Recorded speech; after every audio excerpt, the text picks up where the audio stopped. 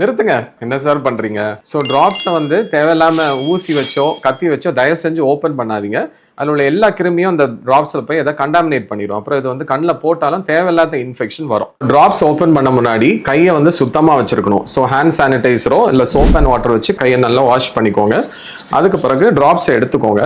ட்ராப்ஸில் உள்ள அந்த டாப் கேப்பை வந்து இப்போ பாருங்க, இதை ப்ராப்பராக நீங்கள் ட்விஸ்ட் பண்ணி ஓப்பன் பண்ணீங்கன்னா இது திறந்துடும். அப்போ இதுக்கு உள்ள வந்து ஒரு சேஃப்டிக்கு ஒரு ரிம் மாதிரி வச்சிருப்பாங்க. இதை வந்து அப்படியே டச் ஆகாமல் வெளியில் எடுத்து போட்டுடலாம்.